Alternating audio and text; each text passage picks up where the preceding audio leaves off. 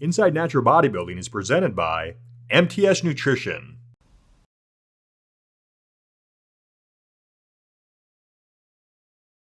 Inside Natural Bodybuilding is presented by MTS Nutrition. Fit Body U. Chosen Athletic Apparel. And TigerFitness.com. Now here's your host, Mike Superhuman Neumann. Once again, it's that time of the week. That's right. Thanks for tuning in. Bodybuilding season has begun. It's underway, and it's hot, and it's going to keep on getting hotter as the year goes on. We just finished up the Wisconsin Warrior, right? First-time promoters, Courtney and Tony Spate, taking a crack at promoting now. Massive success they had at the Wisconsin Warrior. They had a stacked bikini class, a stacked classic physique class. We're going to talk all about that, and there was a big show going on. So we're going to look out for the Wisconsin Warrior in the future. We're going to talk about with one of the competitors. We'll be right back at you. I'm Mike Neumann, and this is Inside Natural Bodybuilding.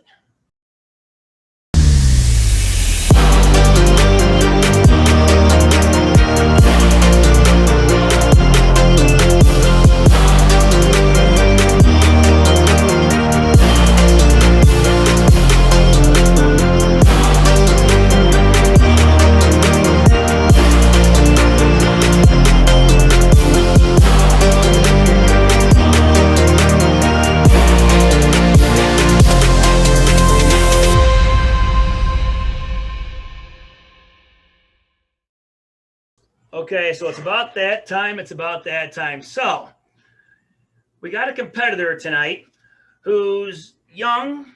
He's not even at the start of his prime yet. Been thinking about competing for a few years now. And at his first crack, he comes out and he dominates, right? At the Wisconsin Warrior this last weekend. He won the open short class. Barely won the overall, but all the judges still agreed. Even though it was a dogfight in the overall, he still won the overall. Got his pro card, his first time out. And that's not too common where you see somebody come in at their first show and get a pro card the first time out. And it wasn't a small show either. Oh, no, this was a stacked show is what this was.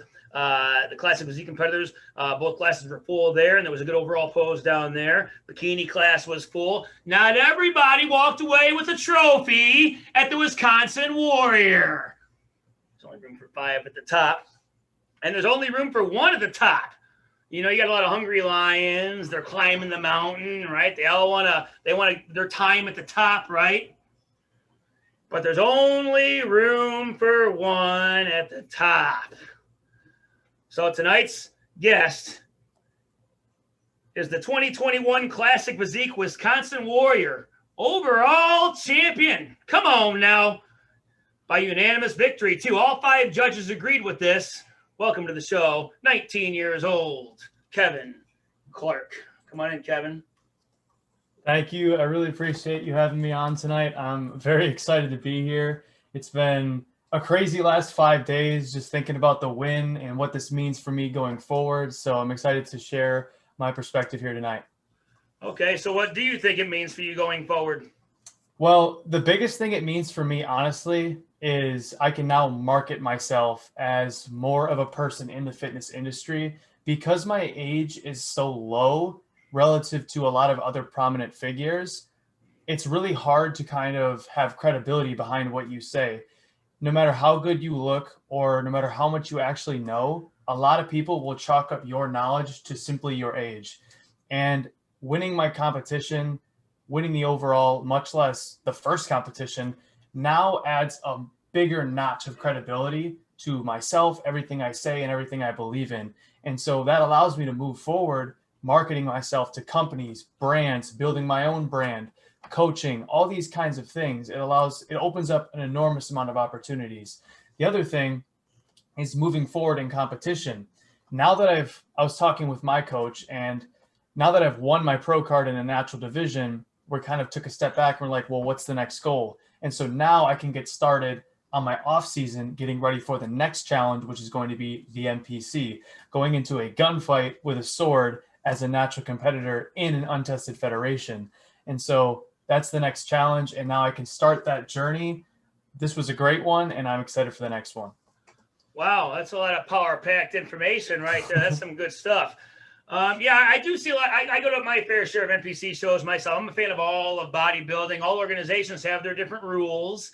That's why there's so many different organizations out there, right? But I see a lot of natural competitors going to the NPC and winning. Even just this past, not just this most recent NPC show, the Missouri State, Logan Sheehan, he's lifetime natural. And he went up there against the guy that was certainly enhanced. And this guy had a lot of muscle. But Logan had slightly better conditioning because he relies more on diet and his posing. His pose, if he wasn't a good poser, he would have got second place. But his posing got him the win over the more muscular guy. That's not the first time either. Almost every single NPC show I go to, there's a natural competitor just because they're winning on conditioning and they're keeping their muscle fullness because they don't lose much muscle going into a show since they lose fat so slow. So I like where you're going with that. You talked about marketing yourself. So because a lot of 19-year-olds or anybody in that matter, they think about competing, but they don't think about marketing themselves. One of the reasons John Hansen got so much publicity is because when he competed, he would always go out and make sure he met the right people, make sure he'd write letters to people, and he would call people up if he had to, but he got himself out. You got to be like your own marketing manager. I think a lot of competitors, they compete and they just want to sit back and they think it's going to fall in their lap. You got to take some action. That's what John Hansen did, and that's part of why he got to where he is today. But what makes you want to market yourself? What do you want to market yourself towards?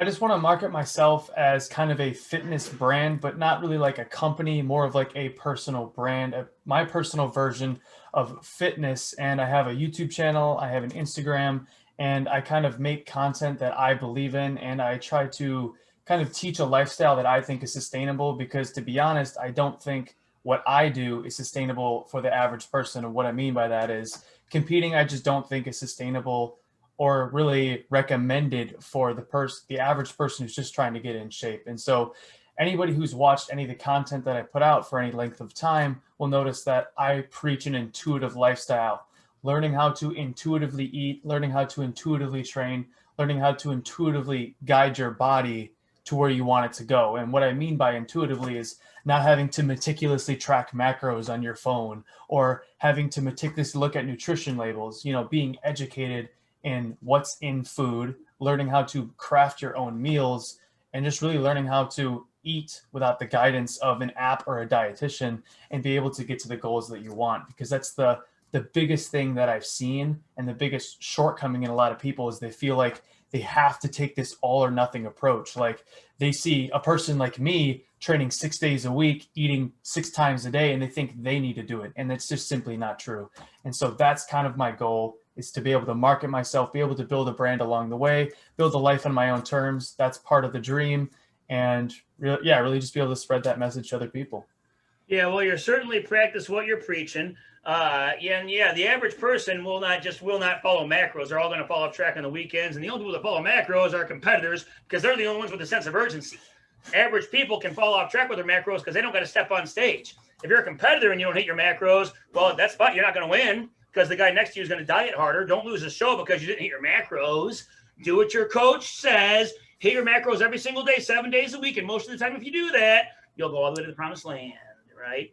But even though the average person will never compete, competing does give you some credibility because it shows you're living the lifestyle. You're practicing what you're preaching, and people want as much of that as they can. They know they can't get it 100%, but if you can get them there closer to that than they can get themselves, then they're going to keep following you. So talking about following you, your Instagram channel, what is it? My Instagram channel, you can find me at Clarky_Kevin. So that's just my last name, CLARKY_Kevin, KEVIN. And there I pretty much just document kind of what I'm doing in my day-to-day life. I'm not as active as I am on there on my YouTube channel because I feel like I can convey more interesting and entertaining messages as I can on my YouTube channel. And I enjoy making the craft of videos. And that's a recent hobby I've been into lately, has been photography and videography, where I set up my camera and I make these entertaining videos and try to fit cinematography as well as video making. And I try to mesh it with fitness topics. So a topic that might seem boring, like how to periodize a workout, I try to take a video format and kind of smash them together so you can kind of absorb the content in a very flatlined, explained way that's very digestible and not a lot of science, because that's the number one thing I've seen on like the internet is people go crazy for these science channels. They are so obsessed with science explained and all these big words to sound smart, but burying the person you're trying to talk to in vocabulary they can't understand, helps nobody, and it doesn't get them to where they want to be, and it kind of alienates them and makes them think that what they're trying to do is more complicated than it actually is, when in reality it's not. And so that's why I kind of again started those platforms. You know, before I opened up this gym, I was on a plane for 8 hours, and I finished this book called The Innovation Secrets of Steve Jobs. And the emphasis of the book was keep it simple. Just keep it simple, right? But if it's boring, people aren't going to want to do it either. Like the audience at the bodybuilding shows are typically bored. People are bored with fitness. People, they know they need to get in better shape, but lifting weights is boring.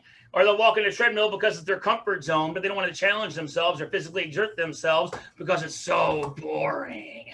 But if you can make it kind of more fun and make it seem simple and easy, you can get them to follow your methods possibly. So I'll take your videos and give them a shot to watch. What is your YouTube channel?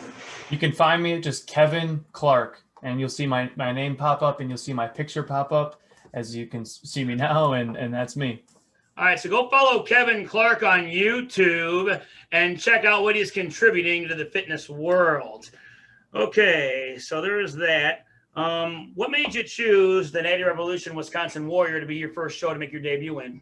So I was looking for a couple things. The number one thing is I wanted to travel, but I didn't want to fly. So I know that flying does crazy things when it comes to holding water as a competitor. And I wanted to have an experience. I didn't just want to compete at some show where I could sleep in my own bed the night before. I wanted to have a more of an experience than that, but not so far where I'm flying across the country or across the world to go compete for the first time. That was a little bit too much. So Eau Claire was the perfect distance, where it's about 2.5 hours away from Madison. So I had to drive there, stay in a hotel the night before, had a fun time with that. But the second thing I was looking for is it didn't particularly need to be a natural show. I just ended up going with the natural show because I didn't want something that was too local, because I was very confident in what I could bring, and that's the best way to put it. So I didn't want to go to something that was too local. I wanted to show up where I knew people would be there.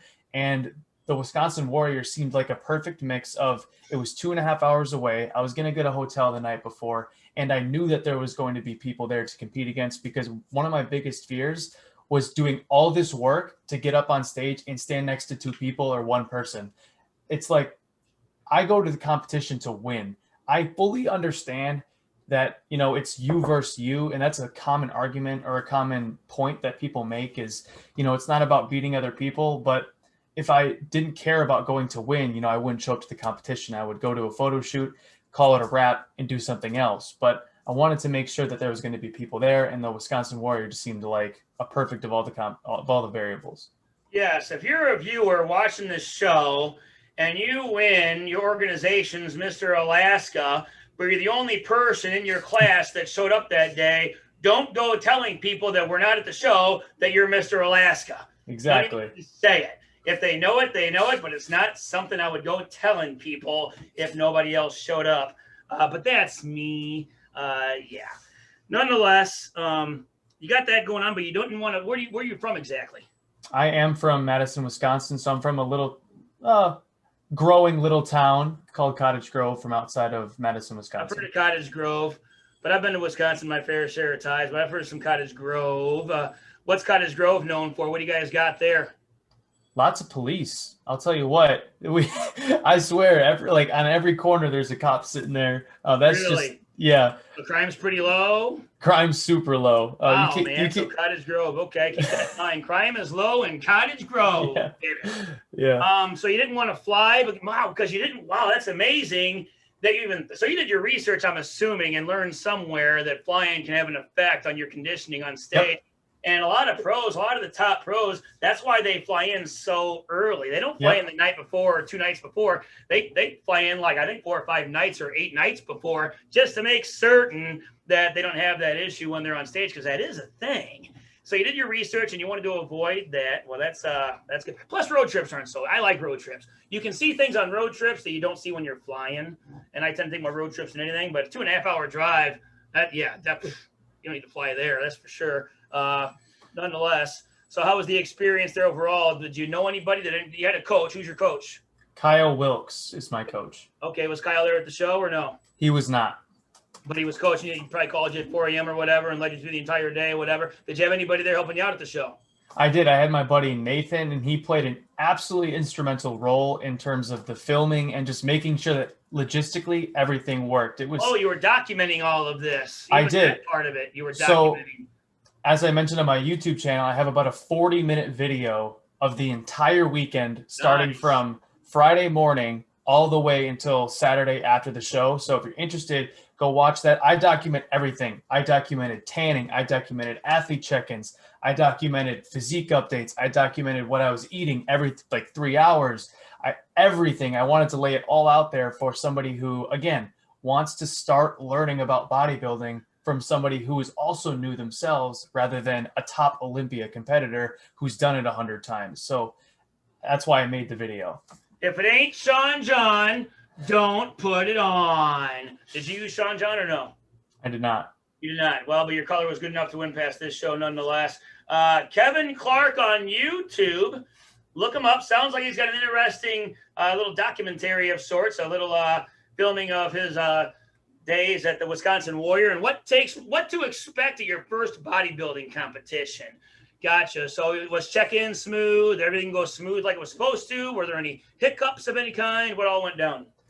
As for everything going smoothly, I couldn't have been happier. I found out that, we were looking at I was at the venue hotel and the host hotel, two different things. Yeah, keep the judges and competitors apart. Competitors trying to be nice to the judges, trying to get a score up higher or something. Now, if a judge is going to give you a higher score because you're nicer to him or because you wink at him, that guy does not belong on the judging panel. But go ahead, Kevin. So we didn't figure this out. And so we're walking around the venue hotel being like, where the heck are check-ins? We can't find it. And then we're looking on the welcome packet and we're like, I had to be there at 5:30. And so that was the only kind of remote hiccup that we had. But I wouldn't even consider it a hiccup just because we looked at the athlete packet and we're like, oh, okay, we got to be at Altona, whatever. And just so listen to the athlete packet. It's Courtney Spaeth, and she's very organized. No word's going to be out of place. So just read the packet, read the instructions. If you have any questions, read the instructions again, and I'm sure it'll get answered, right? Yep. Nonetheless, but yeah, so that's good stuff. I like the name Wisconsin Warrior, too. The Wisconsin Warrior overall classic physique champion. That just has a good ring to it because you're the Wisconsin Warrior. Yeah. At the top of the mountain with the sword, right? Absolutely. So you talked about Rebel Media earlier. Were you able to get a photo shoot with Rebel Media? I did order some photos from them. I didn't get them back yet. They took over 7,000 for all the different competitors, so they're going through those right now. And unfortunately, I kind of ordered mine a little bit late. I think I ordered them Wednesday or Thursday before the show, and so they go in order from the people who pre-ordered them. So hopefully I can get them within the next week here because, again, I really want to do that breakdown of all the different, all the lineups, because I'm curious what the judges saw. Obviously, I can only see what I saw, and I do have some stage footage, but I want to see what it looks like in high definition pictures from the point of view of the judges. So I know going forward to be oh, quads there, or maybe I can turn my torso more there, things like that. So did your coach help you with the posing too, or did you hire a separate posing coach? No, my coach helped me a little bit with my posing. Another thing was just A, practice, and B, YouTube videos. You'll be surprised. You can look up YouTube videos from Chris Bumstead, Terrence Ruffin, a lot of higher end classic physique competitors. And I have a posing room at my gym. Super nice tool to have at your fingertips. I got a little something like that. And it's extremely useful because then I can set up, I can have my headphones on, listening to the video and doing the exact tips they're talking about, angles with the arms, or making sure you're pushing the hamstring out with the knee, or flexing the calf, things like that. Make sure you're pulling, you have your elbows high enough in your front double, just little things like that. I can listen to it and do it at the same time. Nice. So you knew what a vacuum pose was by the time you stepped on stage, right? Yeah. So did they have you do the 3/4 twisting back pose? I did. I botched that one real bad because I didn't practice it because I didn't expect it. I kind of failed to prepare a little bit in that sense because okay. I'll be honest with you, I did fail a little bit in that sense, but I mean, I can't be too hard on myself considering I did come home with the W. But in terms of those kind of things, they weren't on the mandatories list, so I didn't really practice them as much. And some, I'll be honest, some of those poses you see me hit on stage was the first time in my life ever hitting them. So Yeah. I know if you go to Natty Revolution, because this was a Natty Revolution show, there's a lot of organizations out there. There's NPC, OCB, WMBF, NEMBF, INBA, there's USBF. There's all kinds of organizations out there. This was Natty Revolution Wisconsin Warrior, right? We're rolling this out. They're growing as every show goes on, right? But that's what they're part of. So you got to go to the Natty Revolution page. Go to nattyrevolution.com to read the criteria. And I believe, I haven't looked at it in a little while, but I've seen a lot of times, it says in there, you get a vacuum pose, 3/4 back pose, and the victory pose. And sometimes you can get away with it, you know, because you have best physique and all that good stuff. But if it's ever close and it comes down to it, it's classic physique, and those are the classic poses. So competitors watching this interview right now, if you're going to do classic physique in Natty Revolution, you got to be ready for the vacuum pose, the 3/4 back pose, and the victory pose. And might I add, we had to do the mantis pose or the side chest Arnold version. We had to do the archer. We had to do the lunging side or lunging Archer, front. the lunging side, what? The lunging front double. So be prepared for those too. So like the lunging side archer pose, you mean? The lunging side, the lunging side front double, and then front double. like an Aerocostal pose. I wasn't sure what the exact name was, but they had to sit that too. Since we're talking about classic physique right now, something I see a lot of guys doing when they do the archer pose, right? It's got to be a perfect arch, right? Arch, but they always look towards the audience. Don't look towards the audience. No. When you're doing this archer pose, do this. Look at your hand. Look at your bicep. Like this. Don't do this. Perfect. Boom, like that. And when you're doing the overhead pose like this, make sure you can throw a ball over your head with your hands like this. So and look up at your hand too. Not this, not this. You can't throw the ball because your head's in the way. Get your hands up high enough so you can play catch with your hands. Look up at your hand and play catch, but like this with the ball. Couple. Hey, I'm not a posing coach, but I do know a thing or two. I don't charge for services or nothing, but there's a couple nuggets for you if you happen to watch this far into the video. Thanks for watching. We're going to keep on going here. So were you nervous before you first stepped on stage? All right, so I'm glad you asked this question. I'm glad to talk about it because I've had this a lot, and no, I didn't have a single fiber of nervousness in my entire body, and I'll tell you exactly why. Because I've been talking about competing for so many years, and I've been lifting for about 4.5, and I have been relentlessly working in the gym towards that goal.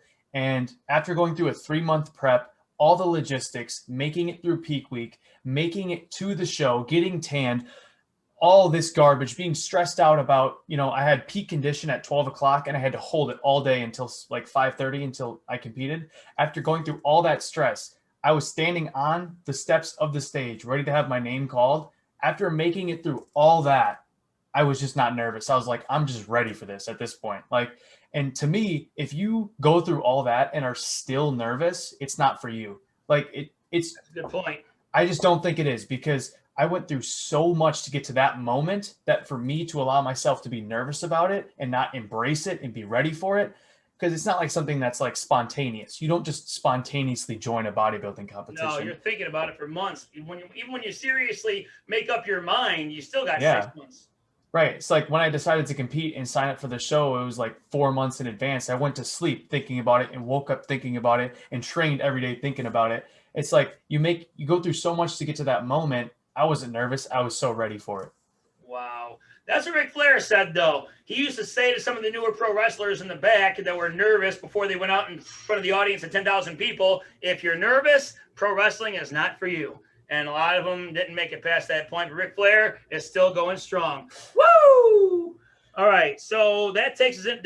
How many classes did you just do? Classic physique? Did you do not like novice and open, beginner, novice, and open? How many classes did you do total? I did 2. So I did novice and I did open. Well, technically I did open short and then the overall. And I did that because I wanted to have a little bit of a warm up for novice because I didn't want to just jump straight into the open. And I didn't do beginner because, again, I felt like I could bring a better package than beginner would kind of almost limit me to. And so, being in college, I did have a competition budget that I tried to stick to. So I did novice as like a warm up and then entered an open, because I remember talking to Courtney and I was like, well, how do I get this elusive pro card? And she's like, well, you have to be an open to have a shot to win. I'm like, I'm signing up. I don't care if I get blown out. I want a shot to win. And look what happened.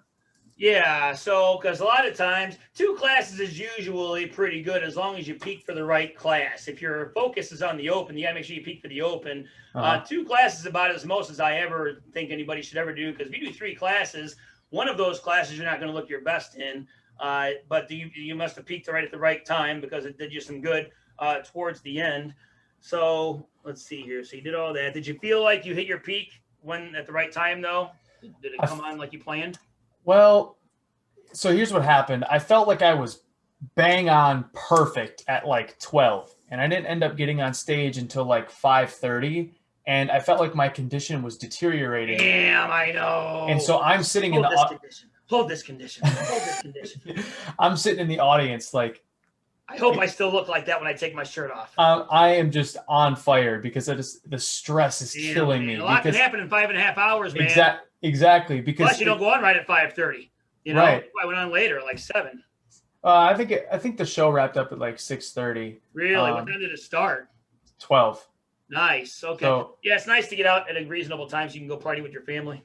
Yeah, and but I'm sitting in the audience, and it's like, the way I described it is like, I feel like I'm up here, and as every minute that goes by, I feel like this is happening, and like that's excruciating. Like, and it feels like there's nothing I can do about it. But right. I ended up just sitting down, relaxing. I went out into the hallway, put my headphones on, watched YouTube videos, distracted myself, got the stress away, because I knew that the stress was only going to do work, is going to do me worse. And so I had some food and just went on stage and gave it my best. Okay. Now, right before you went on stage for the first time in the novice class, what did you eat at that point? Then what did you eat before the open? Then what did you eat before the overall? Okay, so at that point, up into that day, I had a little bit of protein and I had a little bit of carbs and mostly actually fats to hold my condition. And I had like a Dunkin' Donuts coffee cake muffin thing. That was at like... Now, was that your first time having anything like that in months? Yes, that was the only kind of like cheat thing I had. There occasionally I would have like a Rice Krispie treat before I would train. But it fit in your macros. That's a Rice Krispie treat. That ain't no muffin. Yeah, it's like 90 calories. But hey, if it fits in your macros, right? Exactly. Okay. So I had that, but then I'm talking like right before going on stage, I had apple crisp. They're like rice cakes, but they're small, so that way they don't crumble everywhere. Yeah, those are good ones. That's perfect size. Like the Reese's Peanut Butter Cup. The trees, just get 1 tree. Buy 2, get 1 free. No, I don't want 3. I want 1. Yeah. I do. And then I had jam on that, and then I had like 5 Doritos. And then I went on stage, and then I had a tiny bit of water just to kind of quench my thirst and not have my throat so dry. Then I went on stage, and then I didn't have any time to eat at all between novice and open, because I got called off for novice, back on for placings, called off for open. Then, we did open, and then we got called off, and then I did my routine and got called off, back on for placings. But then in between open, short, and overall, I had just straight honey to the mouth. Wow. Not too much. And this is one thing that I would recommend to anybody competing. Do not overeat. I didn't even make this mistake because I knew not to make it. I did enough research to know not to make this. If you overeat, you're screwed, because you're not going to be able to pull a vacuum. You're going to be out of breath way quicker. You're going to feel lethargic, and you might puke, it's probably going to be embarrassing if you do that on stage. So don't overeat. 5 Doritos. I had like the whole bag. Right. I had like 5. 5 Doritos, huh? What made you pick Doritos? They're high in sodium. And I'm going to be totally honest with you. My coach just told me to eat them. I didn't ask particularly why. I understood about the whole like jam, honey, rice cakes type thing. But he just like, have like 10 Doritos before you go on stage. I'm like, okay.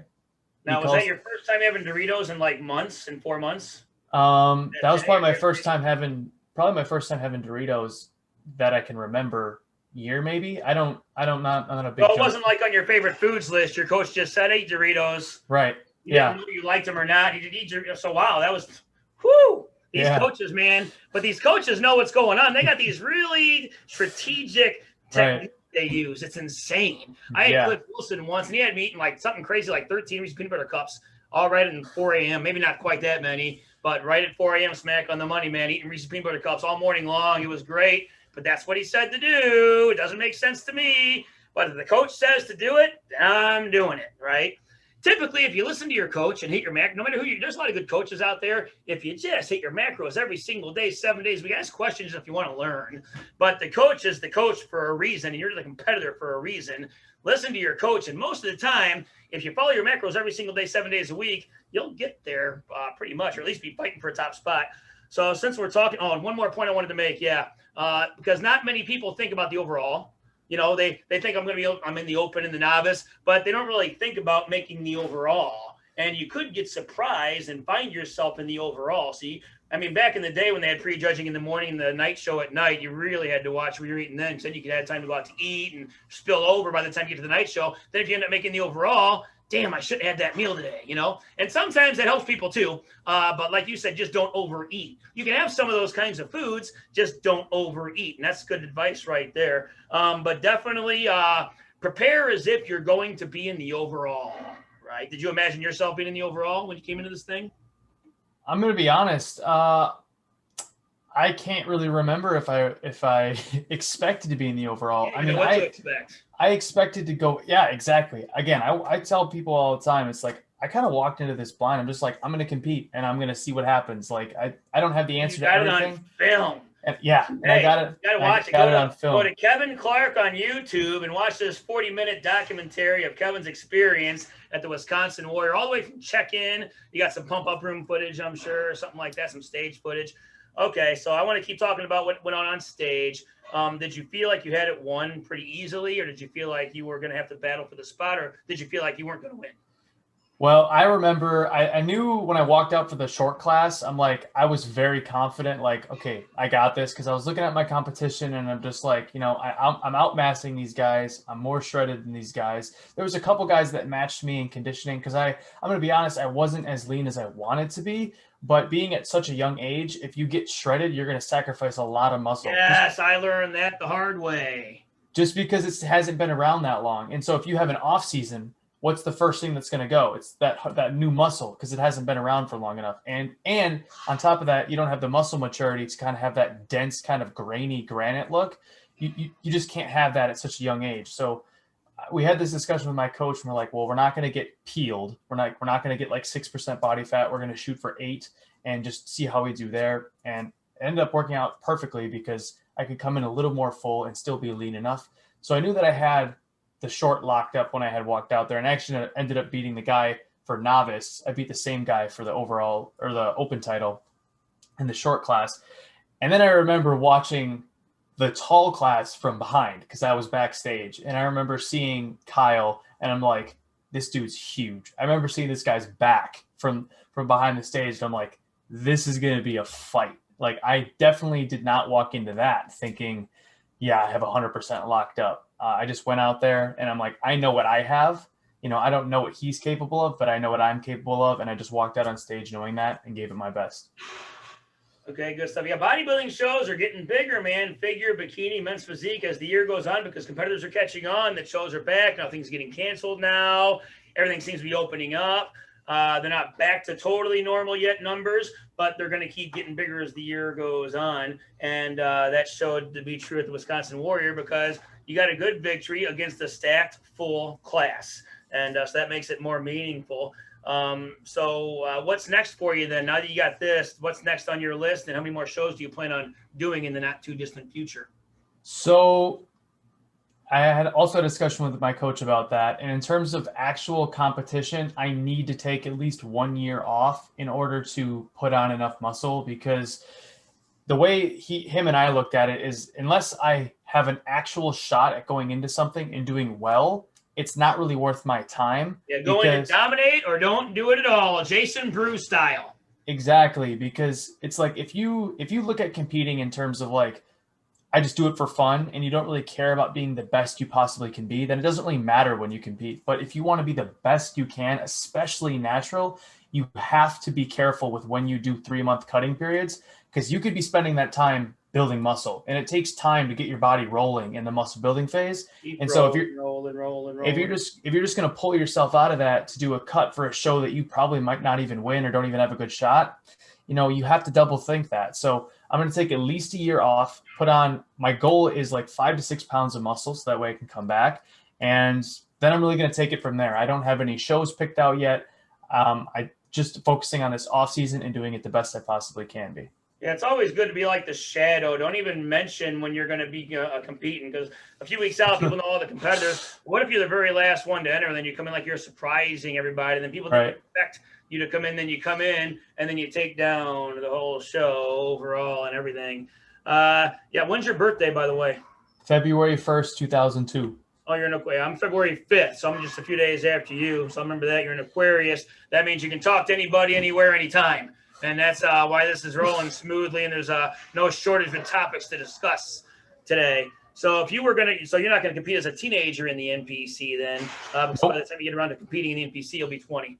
Mm-hmm. So I was in an NPC show this last weekend, and it was a lot of teenagers, but 3 of them chose not to even do the teenage class. And that's pretty impressive, because most people want to collect their trophies, and do as many classes as possible, as many divisions as possible. But 3 out of 6 teenagers, 6 or 7 teenagers were there total, and there were 4 teenagers. 3 of them chose not to even do the teenage division. I'm like, well, that's pretty cool, man. You're not a trophy collector, right? They wanted to peak for the right classes. They wanted to test themselves against the show's best, right? So I guess it's not necessary to do teenage in the NPC. What other shows do you have on your radar, shows you would like to compete in? I still have to check out the Natty Revolution Pro shows now that I have my pro card. Well, it's unofficial yet, but when I get that in the mail, which I'm expecting to, I'll be looking around for some pro shows that maybe I could do to use my pro card. That definitely sounds very, very entertaining and very interesting. As for NPC shows, the only one that I have my eye on right now is the Chris Cormier Classic. That seems like a very good next step. I might do Brew City as well. Those are nice close shows in the NPC. And next time I compete, I am tempted to make a season out of it. So more than one show, and one show being close, and then another show in somewhere far away that I actually will fly to, and then possibly make a vacation out of it. So let's say I go out to Houston, random city. Not that I would have any special interest in Houston. We're throwing darts on a dartboard right now. Right. And I go out to Houston, I compete the first day, and then I have a vacation afterwards, just to kind of turn it into something, because then you can eat and drink and be happy. Exactly. And competing for me is like an event. Like, it's like you put it on the calendar, and it's like it's here. It's like it's euphoric. It's awesome. And even if you go up against really, really good competition and you don't win, the amount of work you put in yourself and the amount of fulfillment you get just makes you so happy. Okay, good. Yeah, you're in a good NPC territory, because that's run by Kevin and Stacy Tomasini. They run really good shows, and they always bring the top guests in too. And Chris Cormier actually goes to the Chris Cormier Classic. I don't know if he lives in California or whatever. He certainly doesn't live in Wisconsin, but he's always there. He was there this last year anyway. But yeah, they run really good shows in Wisconsin. Nonetheless, yeah, it's about the rules and regulations of the division. But, just like there's, they might be enhanced, but not all of natural bodybuilding. Just because it says natural doesn't mean it's all natural. There are guys that fail drug tests from time to time. So some people could say, well, the NPC, they have different rules, and they're all using over there. Well, not they're all, because the natural competitors go in there and they're showing the conditioning, right? But then the natural organizations, there's still guys that try to get by, and they fail tests too. So just like not everybody's enhanced in the NPC, not everybody's natural in natural bodybuilding either. I'm a fan of all bodybuilding, all organizations. So let's talk about the drug testing here, because I know Natty Revolution is known for drug testing. That's why they're doing their own thing. Normally when a promoter runs out and does his own organization, it's because there was some kind of mishap with the drug testing, and they want to do it their own way. When it comes to the important stuff, it's like if you have business partners, whose account is the money going to go into? You know what I mean? Well, if you're promoting under an organization, it's like, how is this getting done? This is how I want it. So they got the drug testing. Now I want to talk about the drug testing experience. How did that go at the Wisconsin Warrior? All right. Well, I mean, I know Leaf has listened to this. I was kind of surprised. I was taken off guard a little bit, because I expected to get my little cup or whatever, and then I would go into the bathroom and handle my business myself. Not the case. To put it in some PG terms, the sample had to be viewed leaving the body. So that was unique. I thought it was funny, and I handled it very well. Like I kept it casual. It's only awkward if you make it awkward. And same thing with the tanning. I just kept telling myself like, this isn't awkward. It's business. It's a business trip. I'm here to win. I'm here Well, to you're at the top of the sport. I can understand that. Okay, go on. So, and then, yeah, you pretty much just like, you have to like do your own little sample thing. And I was like, well, do I get the results? And Leaf was telling me that like, it's like 600 pages and we don't even get the results. And I was like, oh, wow. So it's a very thorough test. And I'm happy to see that they're going through and like, cause I've heard some national shows, they don't even test the guy who wins, like it's random and they'll maybe test like 4 out of the 20 competitors. But it means a lot more to me winning that natural status when it's this rigorous. And so it means a little bit more. All right, you got to be careful for hearsay too. Anybody watching this show right now, we all know that if you don't get the information straight from the source, there's probably a few words thrown in there to make it sound a lot better or a lot worse than it really is. Now, I've been around a lot of organizations. I've worked with a lot of promoters. I'm pretty sure at least the overall bodybuilding champion is getting tested across the board. But you'll hear the rumors and stuff like that. But all you know really for sure is by experience, right?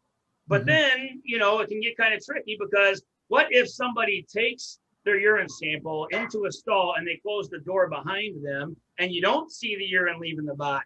Then you don't know for sure if they're putting a little something in there, if they're doing something to tamper with the urine, you just don't know for sure because that's what they'll do. If they're going to pass a drug test, that's how they're going to do it. Yeah.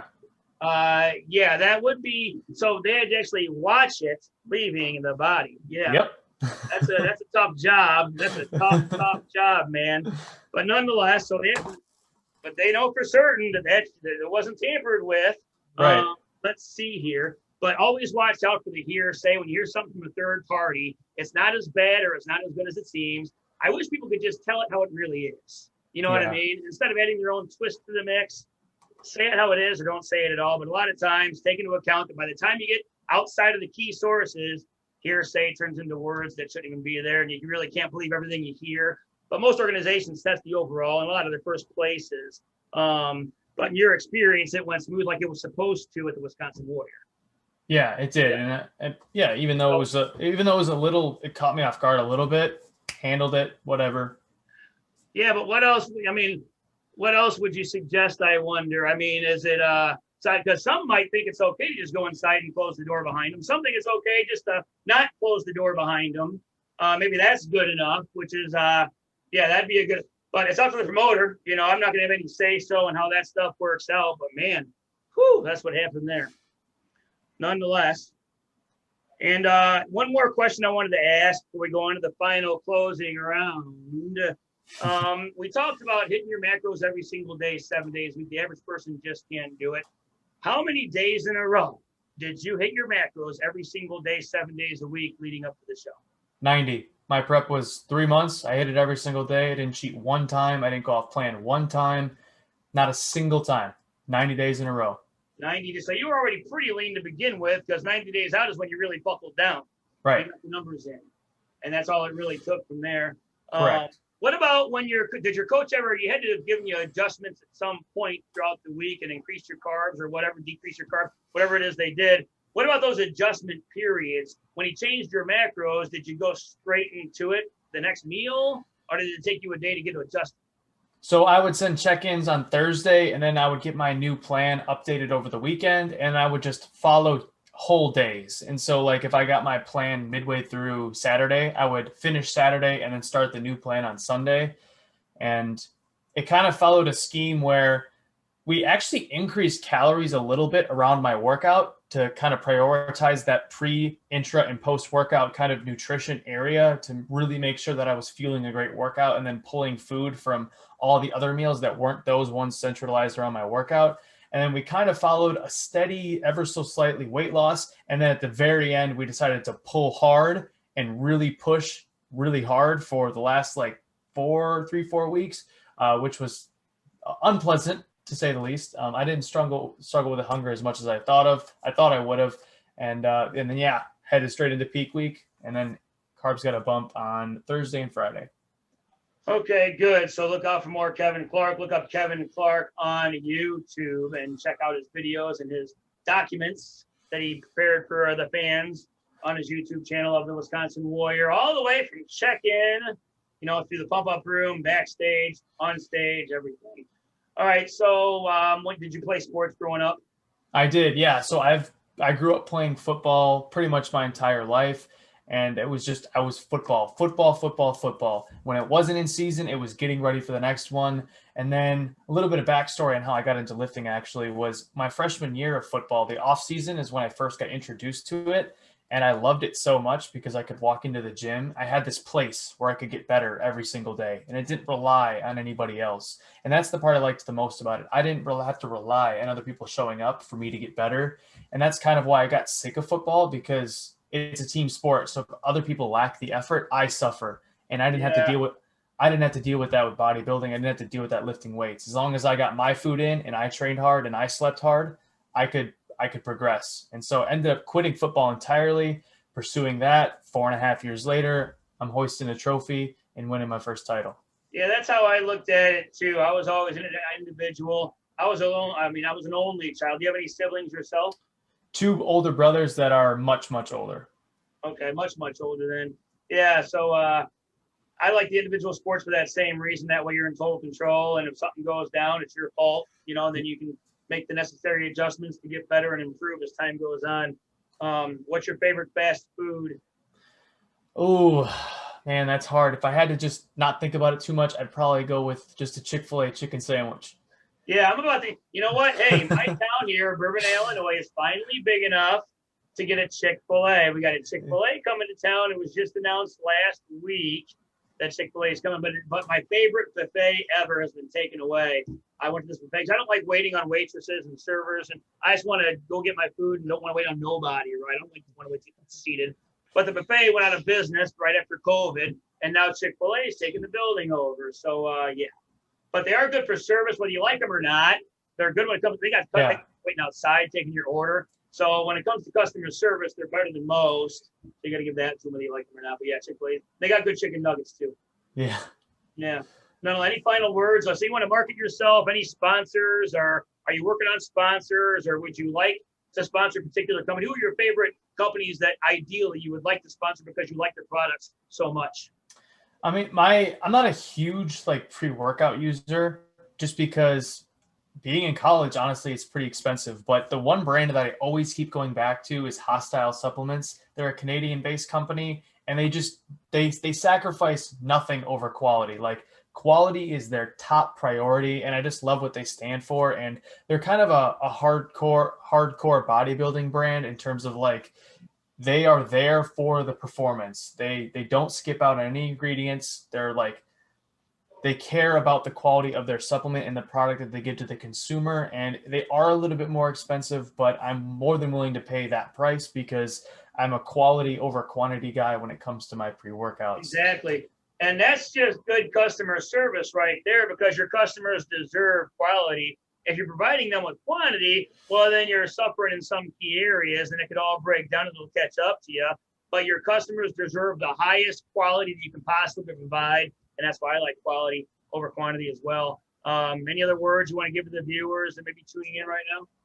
If I could give words to anybody listening right now, if you're considering competing, I urge you to pull the trigger. If you're in a mentally ready position and you're just kind of debating on whether or not, should I do this show? Should I do that show? Am I ready for this?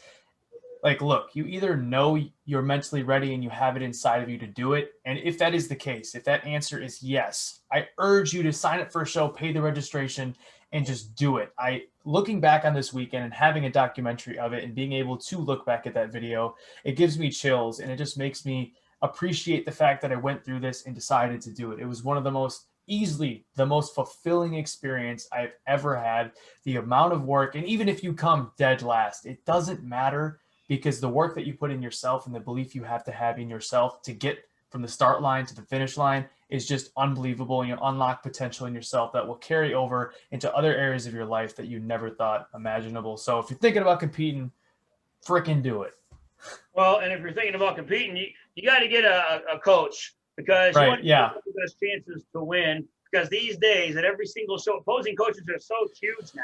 I mean, every top competitor has some kind of opposing coach. All the top pros have opposing. I mean, I have prep coaches and opposing coaches for that matter. So one of the first steps I would take is find yourself a good prep coach. They will help lead you through the first day of the show. And if they're not there in person, they'll at least be on the phone with you, and they'll have it all set up and break it all down for you. So at least have that going for you. Somebody that can lead you through your first show ever. But not only that, they'll make you look your best as well, so that you have the best chances of doing your best or possibly winning on the day of the show. Without a prep coach, your chances are a lot lower. And then not only that, even if you look your best, you got to be able to pose your best as well and show your physique off. You might have the best physique on there, but if your posing isn't where it needs to be, you might look like you're third place on stage in front of the judges, where it matters most. So a prep coach first. Hopefully they can help you with posing too. But if they don't specialize in posing, get a posing coach, because there's a lot of posing coaches out there that specialize in just posing that don't prep their clients for shows. And they're really good at what they do as well. Go to posing clinics, all that stuff. I would say go to at least one posing clinic before your first show, because if you look your best, you don't pose correctly, that could lower your placings by 1 or 2 spots at least. But a prep coach. So what's your prep coach's name? Let's give him a shout out real quick again. Kyle, you said? Kyle Wilkes from Team Pro FX. Yeah, I've seen the name. So look, he's got a Facebook page, I'm sure, right? Yeah, he's got an Instagram page at Kyle Wilkes. Okay, so this is the 2021 Wisconsin Warrior Classic Physique overall champion, prepped by Kyle Wilkes. Go check him out if you're looking for any direction. You can contact Kevin Carter here as well. Go check out his video on YouTube. It's going to show you a detailed breakdown of what it's like to compete at the Wisconsin Warrior. Courtney and Tony Spade taking that show over. You know what that means. You know what that means. That means it's going to get bigger every single year it's going. I'm Mike Neumann. This is Kevin Carter. You've been watching Inside Natural Bodybuilding. Till next time, Robbie.